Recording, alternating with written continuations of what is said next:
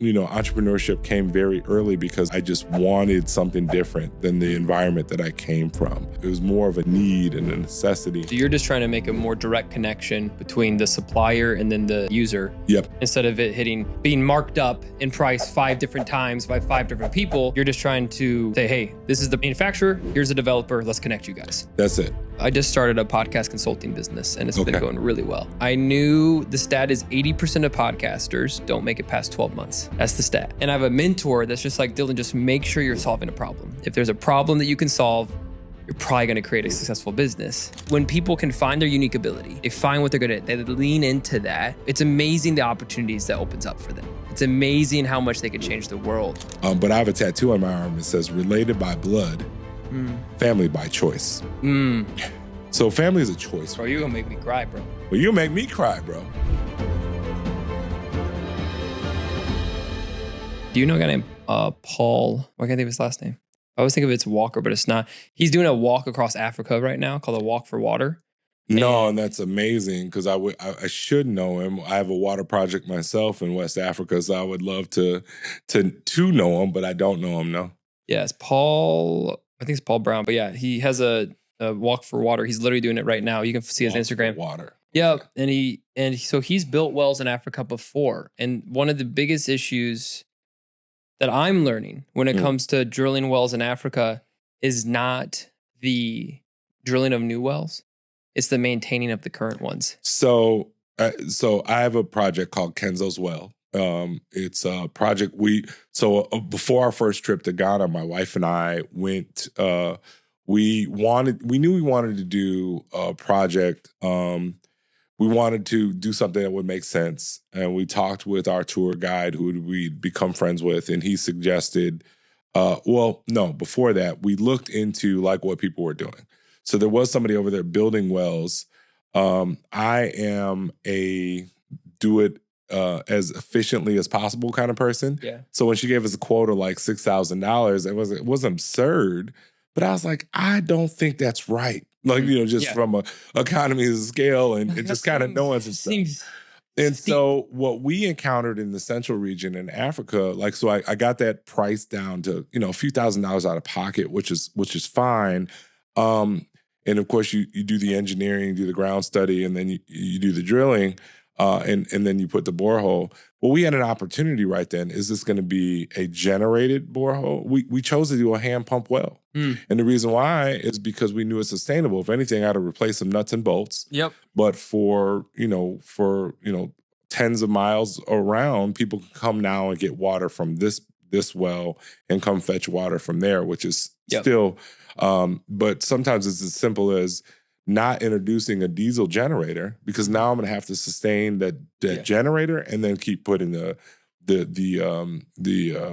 fuel, which is another problem in and of itself, right? So this well is in the central region, like I said, about 45 minutes by the drive time from a Cape Coast, and it's right at the edge of where like power and other amenities like that start to end, and you're really getting into rural areas. So in my experience with that, the issue has just been like really understand what's there on the ground. And so what we did do as a follow-up is we did send a generator and a television, because it's something that the chief wanted in order to understand what's going on in the world, right? But that's something more, it's not necessarily that vital connection to clean water. Right. It's just more of a nice to have, right? And so if they're able to, through selling, some of the wares that they do with inside the village, usually, around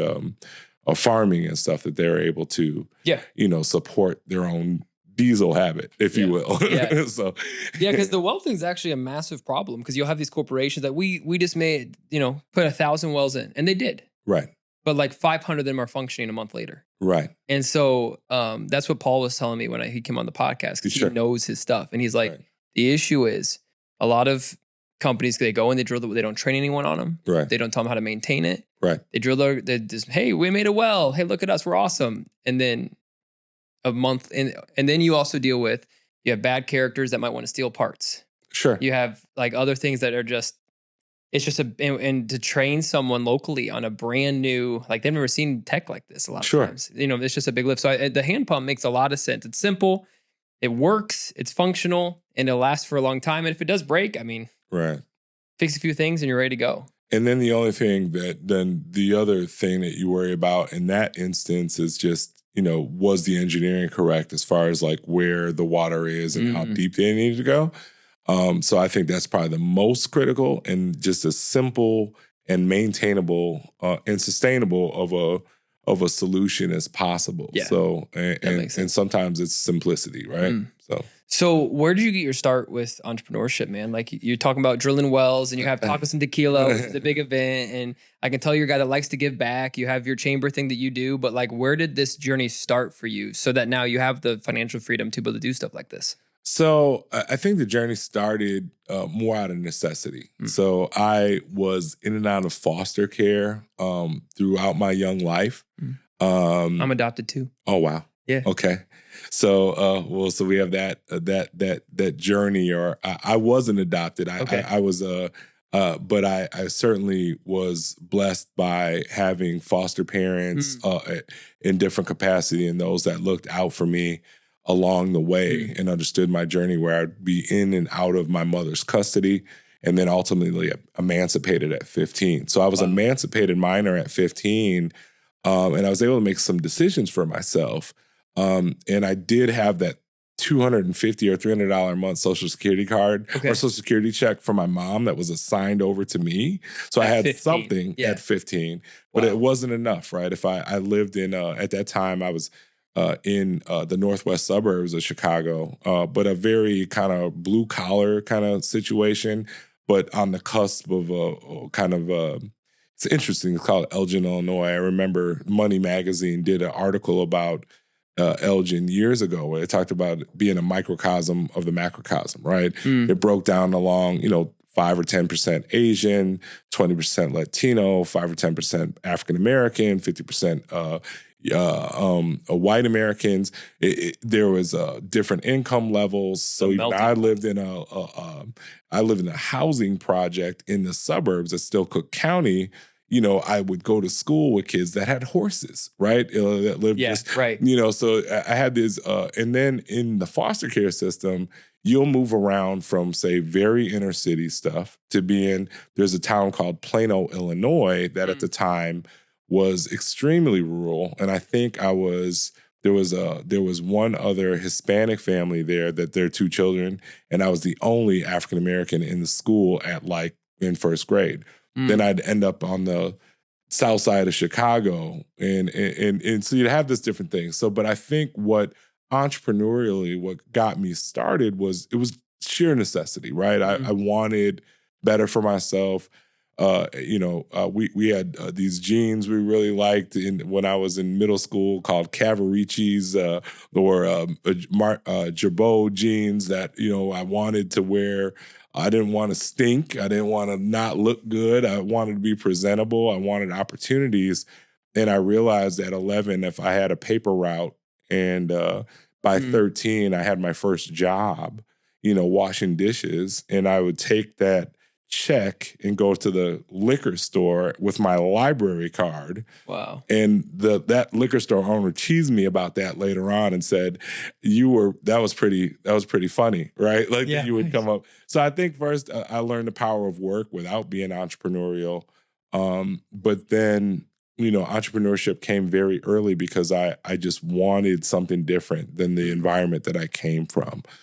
So it was more of a need and a necessity. And I think very early on, I started playing around with event promoting. I remember getting in trouble in high school because I did flyers for a party I was promoting, of course, with alcohol and all that kind of stuff. Right. We had some kegs and all that, but I left I paid, the copy machine, and I left the original flyer on top of the copier.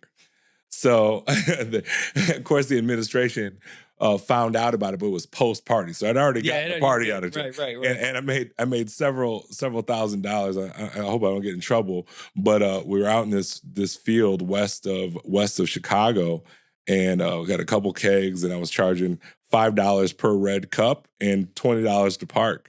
Wow. So, an entrepreneur was born, baby. So the entrepreneurship was born initially around entertainment and some other things that helped me just realize that I could change my personal condition, and that unfortunately economics are a big part of that. Yeah. Some people focus in on education, which I've always had a respect for, but I just knew that the sheer economics were going to be what was going to help me make a difference early on. And what are you doing now? So tell me a little bit about your companies, or what do you got going on right now? Like a quick just synopsis of who you are, so our listeners know kind of like, oh, like what is he doing now? So I think primarily I have found myself in international trade over the last 15 years as it relates to building material. So I own a company called Force Energy Group, and a subdivision of that company, which has really become our, in the last several years, the pivoting has been pivoting, main driver, right? Yeah. And so we've pivoted into building material for new construction and major renovations around the country. We could talk later about maybe how I got into all that, because that's part of the entrepreneurial journey as well. But Force Global Supply provides building material for multifamily units, for large office developments and redevelopments. And what our general proposition is, we go directly to OEM manufacturers and purchase there, and then ship that stuff directly to the job site, drop it in a container, or if they need like a 3PL support, or maybe their subcontractors will have the material directly. As we've been learning through the tariffs and understanding even through the supply chain, what most people don't realize is that each step along the way, there's so much that's added from the time that it's in the factory to then a value-added reseller adds their branding and marketing to a product. Why stop right there? So, for example, if these lights were provided by, say, a company called Acuity, right? Acuity doesn't have a dedicated factory to make this light, right? And I'm assuming, I want to be careful, but let's just say I pretty much is an example. But that probably this some lighting company doesn't have this, and they most likely have a partner that manufactures this for them, right? And they just white label it. And they white label it. Right. So I buy that white label equivalent wherever I can from OEM and ODM, which is original equipment and original design manufacturers, and that can be the true of the faucets in your bathroom, the toilets, to just about everything. And of course, it has the same durability, and it has, because it's the same product, right? But it has a different name on it. It has a different name on it. So that's often the kind of the secret sauce. But it could be something as simply as working with a company right here in Allen, Texas, that's a true metal fabricator. So when we want to build EV chargers, we can do them right here in Texas, right? So I don't, a lot of what I do is say international trade or global, and it seems like most of what we focus on is in Asia, but really it's wherever those manufacturers are, we connect them to our buyers. Gotcha. So then for the listeners that are brand new to this, I'm going to try to break this down and see if I'm right. I might be wrong. Okay, so basically you have a manufacturer that makes a part. Yep. They're not a sales company. They just manufacture. Right. Right. You are the one that has people that are asking for this stuff. Mm-hmm. You then find the product as, and you brand it as your own. No, or I did that. I went through that, that stage. That's not necessarily the level of what I'm doing is maybe solving for, let's say you're a commercial real estate developer. Okay. And in your typical world, what would happen for you is that you would, you have this new project, you send it out to bid. And let's just say it's right here in the Texas area. So you're building like a hotel. Building a hotel. Okay. So you're going to send it out to bid. You're going to choose a GC. You're going to, after bidding that process out, then that GC is going to then onboard a bunch of subs. This general contractor. Yeah. Okay. To thank you for and then that general contractor is going to go out to a bunch of subcontractors, get pricing. Okay. Well, 99% of that is going to happen on a very local basis. Sure. So, and all of that pricing is going to come in within 3 or 5% of each other, because that's the way we've been building for years. So they depend on a local supply house to potentially have some stuff in stock and price it against whatever their current model is. Well, by the time those supplies reach this place, they've already been marked up hundreds of percents. Sure. Okay. And so what I'm saying is that process, that system is broken. Okay. We are trying to Amazon, if you would, the construction business by just going directly as we can to these manufacturers and bringing those same products to the end user, who I think is the most important is the developer, especially in this where we have cost constraints, we have the increased cost of capital, we have issues with supply chain. Something shouldn't have to touch 5 hands to get to me if I'm the developer, spending all this money and putting all this risk out to put this beautiful hotel together. So we have the technology and the ability to vet product and get it from place to place, but it shouldn't have to change so many hands. Right. So you're just trying to make a more direct connection between the supplier and then the developer, the end user. Yep. Instead of it being marked up in price 5 different times by 5 different people, you're just trying to say, hey, this is the manufacturer, here's the developer, let's connect you guys. That's it. Okay. And where we, that's smart. And even obviously we're making money in that margin, of course. But we're figuring out something that you would think, at least I thought, like, why aren't developers doing this? Like they have the wherewithal, but you would think, I think that goes back to the entrepreneurial spirit, right? Like you find a problem and you start to solve it. That's initially what most of us do as entrepreneurs, right? We identify problems and we figure out ways to solve them. And I couldn't believe, and I think to backtrack, I had 2 instances in my entrepreneurial journey where I had problems that were kind of cost prohibitive and drove me to find who the actual manufacturers were. In my early 20s, I was working in the cell phone industry. And I worked for a gentleman that had 2 cell phone shops at the time in Chicago. And we were selling Nokia 3300, which was a very popular little square model, if you remember it. Yeah. And I'm old enough. Yeah. You look like a young guy, so I wasn't sure if you remember the Nokia 3300. Motorola, Razr. I remember when those things came out, bro. Okay. Those were so slick. They were. Everyone was like, ooh, Yeah, so I worked lit up. Yeah, I worked for what was called an indirect dealer. So we had Cell One, Nextel. At the time, Vodafone was called VoiceStream, and now is known as T-Mobile, right? Oh, okay. So our T-Mobile, and when you're an indirect dealer or you're a direct dealer that kind of only sells one brand, the relationship that you want is that you're basically almost giving the phone away and you're making money on the contracts. So there wasn't much margin in the phones, and there's even less now, right? So there's no margin in the phones, but there's margin in the service, right? Okay. And so at the time, that 3300, what VoiceStream's offer was, it was $100 phone with a $50 rebate if you had the higher level of credit, so you could qualify for that. And as a retailer, we were purchasing that phone for $125 plus a SIM card. So we're already in the negative on the phone, and then you wait for the payment cycles in the service to come out. Caught up. Well, right. So the more phones you activate, you're actually kind of in this losing more money. You're losing money, but then waiting on 4 months. Right, yeah, right. And so there's this cash flow issue, and then if you want to grow, So what we discovered after first bungling a couple of attempts to purchase internationally, literally even before there was large online predatory kind of stuff, just simply wiring money, Western Union, to some group and losing some money. But the entrepreneur that I was working for trusted me and gave me shots, at 18, 19 years old.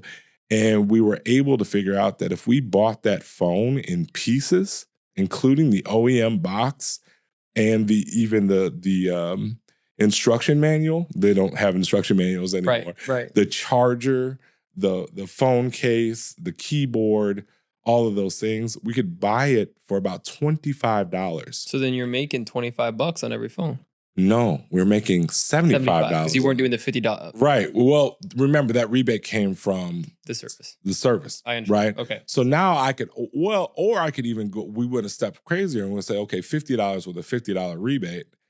And so we were starting to get thousands of activations, right?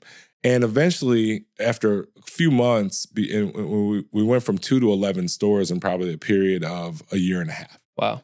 And T-Mobile's like, at the time, VoiceStream, you guys aren't buying phones. Why are you getting all these activations? So all I have to do is buy SIM cards from you, right? I don't have to, we're on your service. And I can fully warranty these phones because we had thousands of parts in bins. And what we used to do on Fridays, we'd grab some drinks and we would put phones together in the back of the main store. So figuring out how we could be, and as long as I know these are all OEM parts, they're all great parts, you put them all together, we just put our own phones together. And that was the first time that I realized that there's a different way to do stuff in order to make a little bit of an impact. And that's every good entrepreneur, right? There's a problem that needs to be solved. I just started a podcast consulting business and it's been going really well. And when I was building it, because I knew the stat is 80% of podcasters don't make it past 12 months. That's the stat. And so that's stat. I mean, it's like when you start a company, right? Sure. 80% of people don't make it past the first 3 years. It's just the stat that it is. And I have a mentor that's just like, Dillon, just make sure you're solving a problem. If there's a problem that you can solve, you're probably going to create a successful business. And then for you guys, what you were doing is just saying like, this model is broken. And that's what you're now doing with your current company. Like this model is broken. Sure. And it sounds like in your life, you have this ability to say, this isn't working the way everyone says it should work. Let me tinker with this model. You did it for the phone. You're now doing that for your current supply company. Right. And has that just kind of come naturally to you, that like problem solving and being willing to go against the status quo? I think I was early on, I was blessed with a desire to find and be resourceful. So the Dewey Decimal System, right? Going down to the library, trying to figure out where everything was and doing a little bit of research, right? Now we can kind of zap that, into instantaneous when we chat with, say, a large language model, right? So I think that the ability to not only identify a problem, but then be willing to research it and figure out what can you do, and asking the question, like trying to get outside of it and trying to figure out, okay, not being so immersed in it, but how can I break this up? And again, for me, I think it was driven by necessity. So the second time, and I didn't realize I necessarily had that skill. So for that company that I was with, the 11 stores, they sold them to a company called US Cellular. I got my first kind of sweat equity little check, right, as that happened, and just kind of went on into kind of back into almost worker bee mode. I had a son at 20 who I became a custodial parent of very early. Kind of, so you kind of get into just take care of my family and do the things that I need to do. And then I found myself at about 32, realize, and I was still entrepreneurial with, like the nightlife and some of the stuff that I was doing around concerts and promotions. But I was like, man, when the advent of LED was really taking off in the early 2010s, same problem came up. So I was like, well, hey, I want to get as close to this as possible. If I'm going to be in this LED wave and utilize these rebates and incentives that at the time ComEd in Illinois, where I'm from, had, how can I don't want to buy through, I knew enough to say I don't want to buy from like a local supply house. How can I at least get a distributorship on my own? Mm. Well, when I would reach out to the Coopers, Crees, Sylvanias, they would say, hey, in order for you to be a distributor, you need to carry $1 million in inventory. You have to have a warehouse, all these things. And oh, by the way, you got to carry high pressure sodium and mercury, metal halide, and all this kind of what I viewed at the time as obsolete technology. Like I'm a green energy company at this point, right? Or an energy efficiency company, and I don't want to do it. And so that's what drove me to get on a plane and go to Shenzhen and really start to understand where this stuff came from. And so, and it was that kind of skill set that I had from 10 or 15 years earlier when we were playing around, we were in the cell phone business, was like, hey, there's a different way to do this. So I think of those skill sets as something that evolve over time. And sometimes we forget some way we're able to overcome a problem that was actually directly linked to something in your past. In the past, right? Exactly. Even when I'm challenging folks that are not entrepreneurial, say I want to be an entrepreneur, perhaps they're a school teacher or they're an electrician, and say I've never been entrepreneurial. I was like, yeah, but you have a unique set of skills. Yes. And you have a unique set of skills that you can apply in a way entrepreneurially that you just maybe don't know and maybe you're a little scared to do. But when you jump out there, you're going to find it and you're going to be able to solve some problems for people with your unique perspective that you don't necessarily know that you have. Yeah. My buddy calls that everyone has a unique ability. So he always says like podcasting, conversations, my unique ability. Sure. And then other people have, and it takes time for people to find that. Like I didn't know that I had an ability to host conversations until I was 29 years old. Okay. And it just came later in life. And then leaning into that, he texted me right before our first show yesterday. He said, hey man, don't forget you're in your unique ability.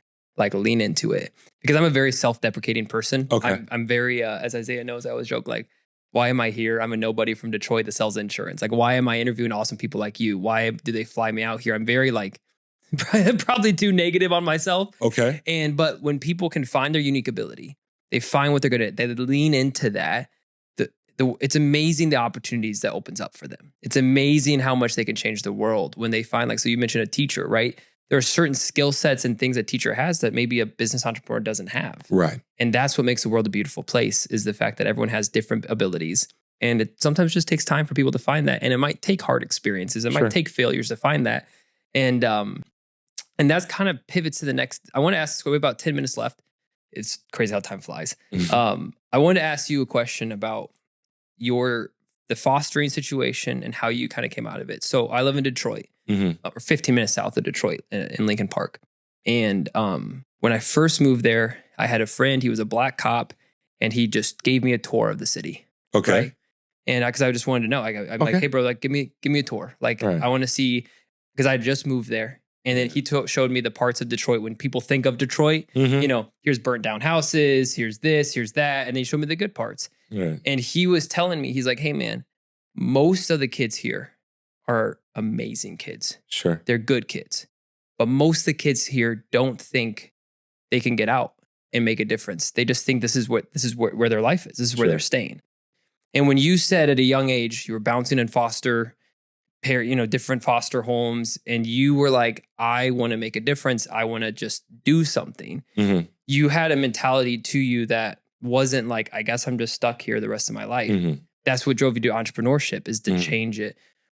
How do you think, or what do you think was the driving force that didn't allow you just to say, I guess this is my life. I guess I'm just bouncing home to home and just kind of lay back and just, life sucks. This is where I'm at. Like, what gave you that hunger to like go take the next step forward? And how can young people have that same mindset? Well, I think the thing that comes to mind, first of all, as entrepreneurs, I think one of the things that we can do to help expose young people to, in those inner city situations, in rural America, wherever, is visualization, right? My wife says this oftentimes: you can't be what you can't see, right?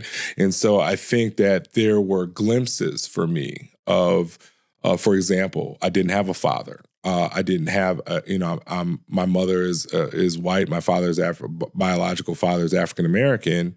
I would see the random black male teacher and kind of secretly say, man, like I like things about him. I admire when he talks lovingly about his family. I would identify with a pastor that spoke lovingly about his family, about his relationship with Christ, or, whatever it was. Like, so I think there was a part of me that yearned, again, from maybe even coming from those foster situations. But when I've ever had a chance to give back, we have to create an exposure situation, right? If they can, there's a lot of stories where people have done there used to be this rural city exchange that used to go on for folks where they would, kids from the city would go out into the country and vice versa.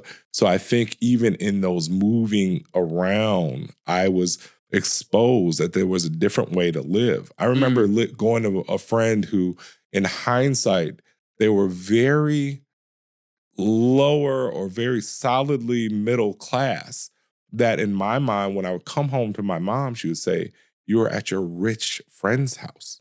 Because in these rich friends, and I have another story, a personal story. Right? It's perspective. My own flesh and blood sisters, right, were at, again, we grew up very humbly, all the, all the things you can imagine. And as you know and I want to learn more about your adoption story, but like, we grew up in extreme poverty, food stamps, all the stuff, mother who was mentally ill. And I remember my sisters coming to my house in Frisco, and I had one of my son's rooms set up with a couple of blow-up mattresses. I mean, because it was a big, we had 20 people in the house or something. So we had to figure all this stuff out between the extra rooms upstairs and the guest rooms and stuff. And my sister, whose sisters who live in rural Kentucky, they had moved there when I was about 15. They moved when I became emancipated, they moved with my mom down there and their dad.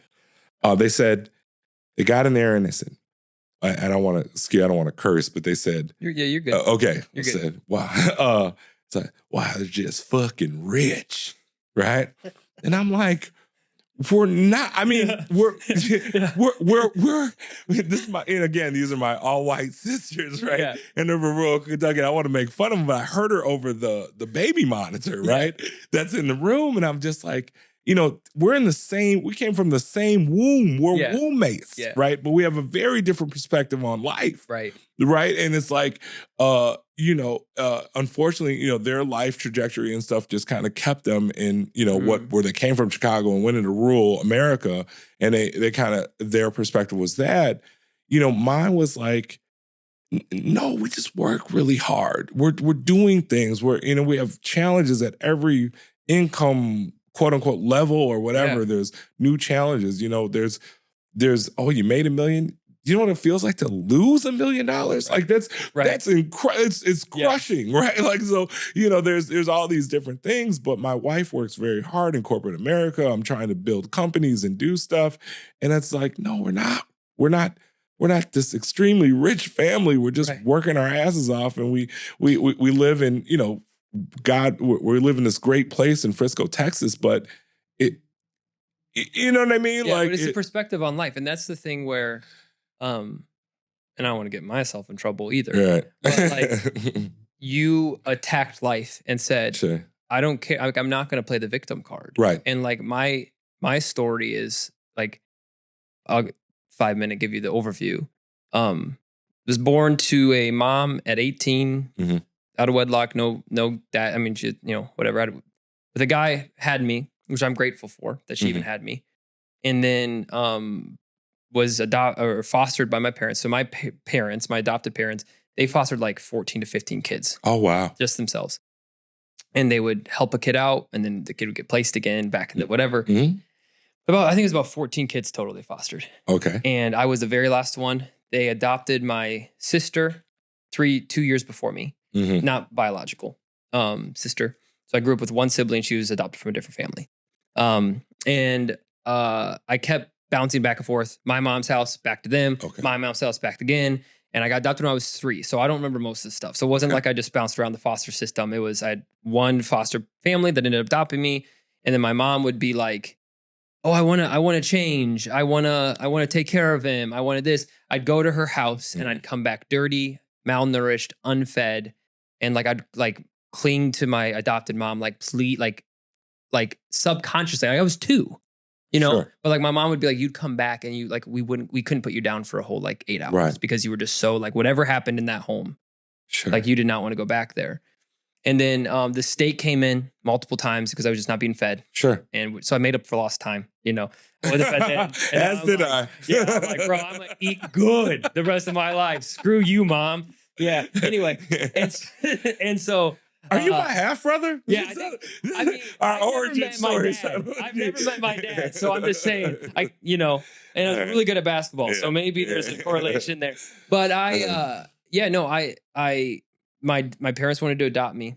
And then my mom had, again, another sudden change of heart. So my case was the first case to go to the Ohio Supreme Court for adoption case. Oh my God. And when it came time for the court date, my mom didn't show up. My biological mom didn't show up. And so my dad was like, we were ready to run to Canada with you because we were not going to put you back in that situation. Oh my goodness. And so he's like, if you know my dad, so he's a Christian school principal. And we grew up middle class. Like he probably made $35,000, $40,000 a year. You know, it was really frugal. Like when all my kids, my friends were getting like DLS Wi-Fi, we didn't have Wi-Fi. We had we didn't grow up poor, but we didn't grow up with any of the nice things. And like literally my dad's school was like 100 kids, K4 through 12th grade. So it's a small little Christian school in Ohio. And he's been faithfully serving there. But like, that's my adoption story. And it's so funny because like, I forget I'm adopted. Like I just forget. And my wife will randomly ask me like, oh yeah, did your parents do this? And I've never met my biological mom. For a while, I never wanted to because she obviously didn't want me. She didn't act like she wanted to care for me. My life was very traumatic, like just a terrible thing. And I just didn't want to. And so I didn't really have disdain for her, but I just didn't care. Like I have new parents. Like they're my parents. Like when you get adopted, at least for the way I view it, it's like, it's not like these are like your parents with a Band-Aid. Like these are your parents. Absolutely. Like, that's it. Like I don't have another parent. Like these are my 2 parents. But then when I was in college, I was sitting in a class and my Instagram like buzzed or whatever. This random chick, this is the message. It just said, random question, were you adopted? This random chick named Becca. And I'm in like a sophomore in college. And I'm like, all right, someone's playing a joke on me. Like, what is this? And I'm like, yes, why? Like, I have no idea who this chick is. And she said, well, you see, my brother Dillon was adopted when he was 3. And I'm trying to find him. I just turned 18 and my parents just gave me the records of like the state records or whatever for my siblings. And I'm like, okay. So I started asking her like all these open-ended questions. Like I wasn't trying to feed her. Like I wasn't going to be like, was he born in Newark, Ohio? Because then she could be like, yes, you know? I was like, where was he born? She's like, Newark, Ohio. And I was like, oh, okay. Like, when was his birthday? She's like, I just know, it was in March of 94. And I'm like, oh, that's my birthday. And I was like, okay. And so apparently what happened is my mom had I think his name was like Kenny. My dad, like my biological dad's name was like Kenny added, something like that. Then cheated on him with, and had 2 more kids. So apparently I have 2 other half siblings. Never met him. Then cheated on him back with my original dad to have my only full-blooded sister. And then she literally sent me pictures of the docs and it was like Dillon, Michael, you know, whatever, blue eyes, great personality, funny, like all of my, she sent me all of my foster records from when I was in the system. And so that's how I found my only like full-blooded sibling. Was just a random text or Instagram. This is kind of eerie. Like that our origin stories are very, we'll have to nerd out on this on another more and next time I'm in Dallas, but come back on. Just I think having that kind of story, first of all, it's interesting to hear it from somebody else. I remember being in a foster home and with my mother, very sounds very similar to your mom. My mom suffered from mental illness. She had horrible partners who were, not good men. And she went through a lot herself in her own journey in her own family. I remember being like 6, and I'd be back in her custody. And I said, Mom, why did she adopted out a girl before me and after me. And I said, Mom, why did you keep me? In my 6-year-old brain, well, she said, well, I loved you so much. And then in my brain, I'm like, no, like not the way I could have been like, I could have been like Arnold. I could have been like with Mr. Drummond. You know what I mean? Right. Like, why did you keep me? That's what I really wanted. I didn't understand why did you keep me? Because when I'm in your custody, I'm in extreme danger. I'm in extreme fear. I'm malnourished. I'm left in an apartment building for, weeks at a time or days at a time to fend for myself. So I think that there was a level of trying to understand, and God bless her, like so much of what she suffered was kind of that multi-generational thing. So I'm grateful that she adopted out a sister before me, especially understanding what her father was like. And then immediately adopting out inside the hospital, the sister, my sibling who right underneath me, and I have 3 younger ones that were with the same father. Well, I found my half-sibling on 23andMe immediately. And she's a spitting image of my mom. And a lot of her mannerisms, everything are it's like, you weren't raised around us at all. And then I think about my own story. It's like, well, okay, I'm the only one that clearly had a black dad, right? Like, so I'm a little bit different that way. But what's been refreshing is as I've reached out, I haven't found out who my biological father was, and that's a whole nother story because I thought I knew that for most of my life, and then the 23andMe blew that up a few years ago. So there was that, and what I found is that I've met some cousins and really dug in with them, where I haven't found my biological dad yet, but I've grown to know how many similarities that I have with these cousins. Right, that are, it is wild. It is wild. Right. And so where the blood line perhaps was, I hate to say good, but like there was some folks that were redemptive on that side of the family. Did you want to find your dad your whole life? Well, I always thought I knew who he was. Okay. Because he was a man that my mom had interactions with, had known for 10 years, and had claimed me as his son. Then so this is another crazy story. So at 15, when I became emancipated, I changed my last name to Payne. Because I thought I was like, well, I don't want either one of my 2 stepdads' last names. So my biological dad. Even if I don't know him or really have a real relationship. Right, blood. Right. So I changed my name to Lucas Michael Payne. I said, I want to have my dad's last name. And then only a few years ago, found out that Mr. Payne is not my father. I don't know what I'm supposed to learn in that, but through the 23andMe and the ancestry.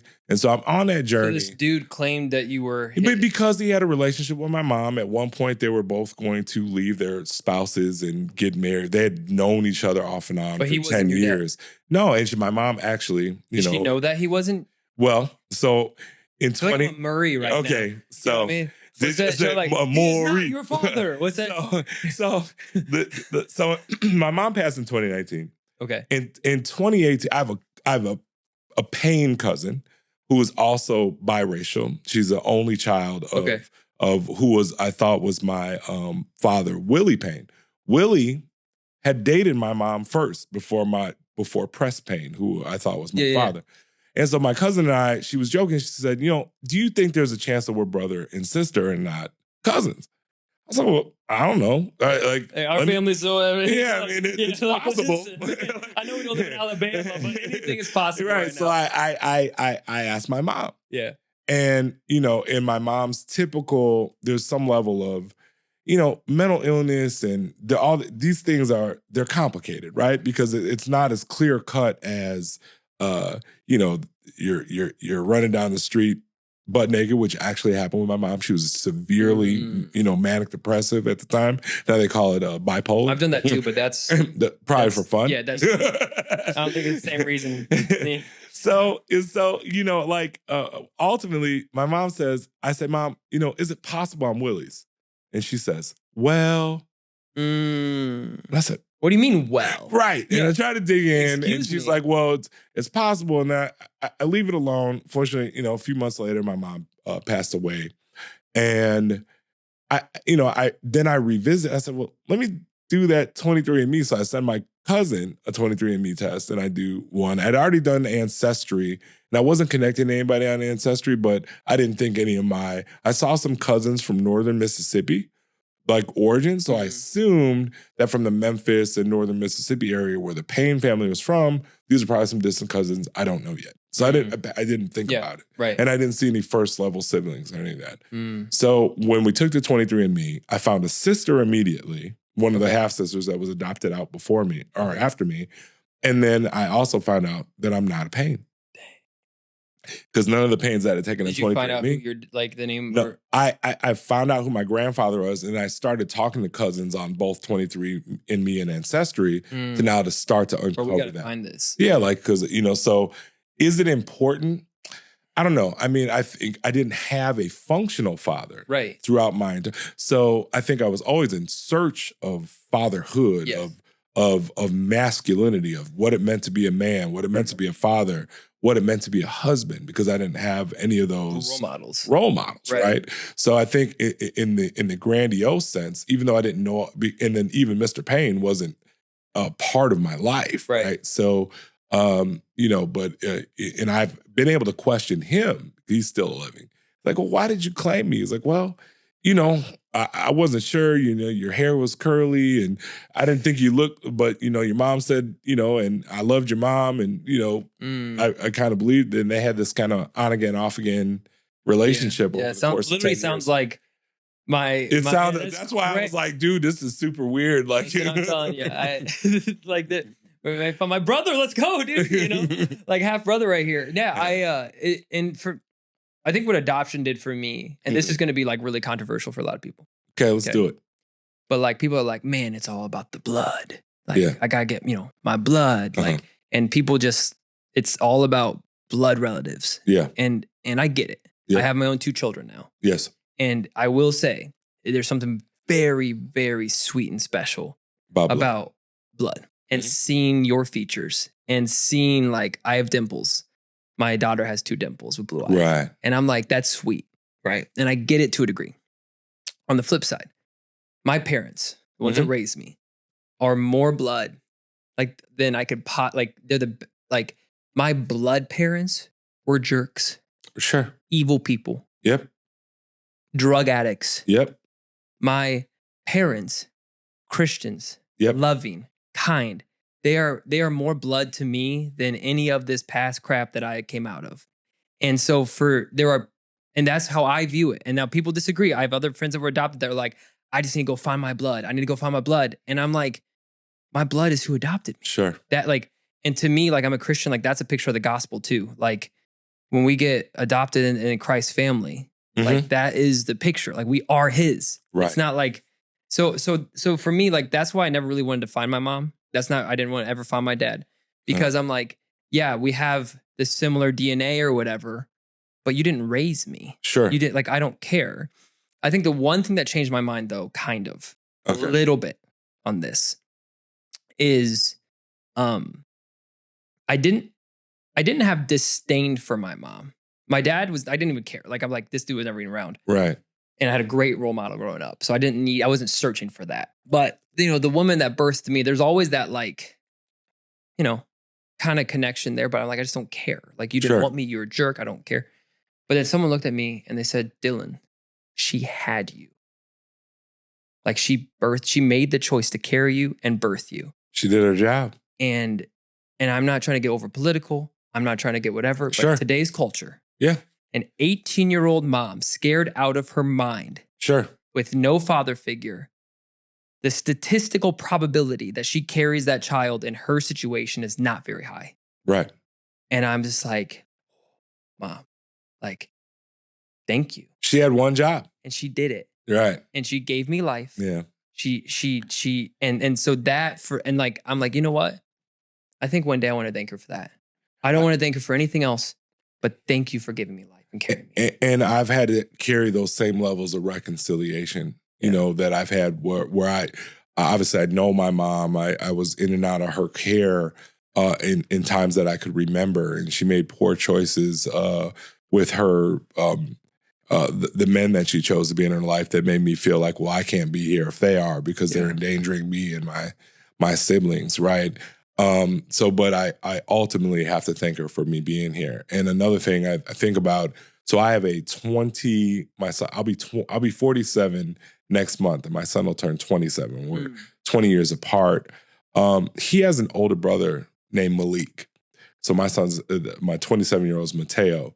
So Malik is about 2 years older than Mateo. And Malik and I had a strong bond where he didn't know I wasn't his father until he was about 12 years old. So even though my son's mom and I didn't last long, I nurtured that relationship. And I always thought that God wanted me to be a part of their lives. And they even have two other brothers older, so their mom was a lot older than me. But I have a tattoo on my arm. It says, related by blood, family by choice. So family is a choice. Bro, you're going to make me cry, bro. Well, you make me cry, bro. So we make this choice of family, right? Now I have my two younger children, Kenzo and Kaya, 6 and 2. We have to make a choice. Family is a choice we make. Right? Love is a choice. Yeah, it is. Exactly. Partnership's a choice. Everything's a choice. It's a choice. Like, you can be related by blood and hate each other. Like, right. But even with blood, you have to choose every day. I'm going to love you. Like my wife, I'm going to care for her. Right. Even if we fight, like, I'm going to love you and I choose you. You know, right. And that's what love is. Absolutely. It's a choice. And you have to choose it daily. Like, look how many parents have blood kids and they abuse them every day. Sure. Blood, like, it doesn't matter. Like, right. And like I said, there are cool things about it, but at the end of the day, man, it's a choice. And man, that's sweet, man. This was special, man. I appreciate this conversation a lot. And it meant a lot to me, so I appreciate you. Thank you. Thank you for sharing your journey. Can't believe we're twinning like this and had no idea what to expect coming in. I'm like, we'll talk business, we're going to talk whatever. And then all of a sudden I'm like, I'm screwed up now. Yeah, like, I'm going to need a moment. Well, hey, I'll tell you what. Next time in Dallas, we'll get you back on the show. I'd love to keep chatting with you, and then we can keep talking about this subject. We could talk about more about your experiences in entrepreneurship. Omai's waiting. She's next up. She's here. Awesome. So we're going to wrap this up. But man, I appreciate you a lot. This was, I've had one other conversation like this in 2 years of podcasting, where another guy, he was going through the adoption process with his daughters, and we were able to talk like this. Awesome. And so this is what authentic conversations are about. Like, this wasn't planned. Like, this is just where it ended up, and it's a special thing. So I appreciate you. Before we leave, I always give my guests an opportunity to promo, plug anything you want for my listeners. And then I'll also make sure that's in the description of this video. So if you want to promote Tacos Tequila, you want to post whatever, this is your opportunity to promo whatever you want. All right. Well, I'll talk about two things that I'm super passionate about. One, first of all, is Force Global Supply, forceglobalsupply.com.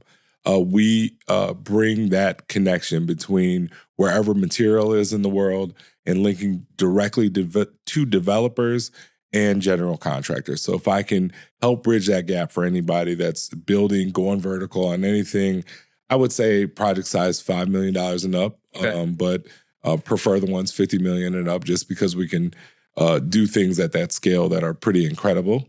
And then we have been in the entertainment space here in North Texas.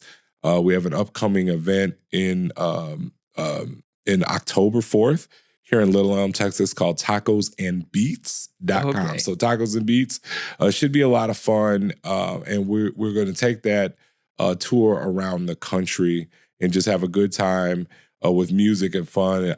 By being biracial, coming from an interesting background, one of the things I'm always passionate about is bringing people together. I trade in human capital. All those things that I talked about when you mentioned, like, hey, where did this come from, or where did that come from? Ultimately, it was the relationships that I had with manufacturers in Asia, 15 or 20 years ago that allowed me to navigate the pandemic and sell PPE during the pandemic because I had real boots on the ground relationships, right? As I've tried to navigate Texas or different changes in my life, I've been able to rely on those solid relationships. And I made a choice to keep those relationships and nurture them and be a good steward of the relationships that I have. Even business is relationships. That's it. That's it. Entrepreneurship is life is relationships. And that's what podcasts like mine, like that's why this exists, is to hopefully my job as a host is to help create a relationship between my audience and the guest. And then that way, who knows who's listening to this that's going to be encouraged. Maybe some Texas people that might be able to show up to your event now. And then I think a lot of probably, a couple thousand people just made a new friend today. And so I appreciate you coming on, man. And anyone that is in the Texas area, Tacos and Beats, October 4th. And then also check out his company as well, man. I appreciate you. Thank you. And thank you guys.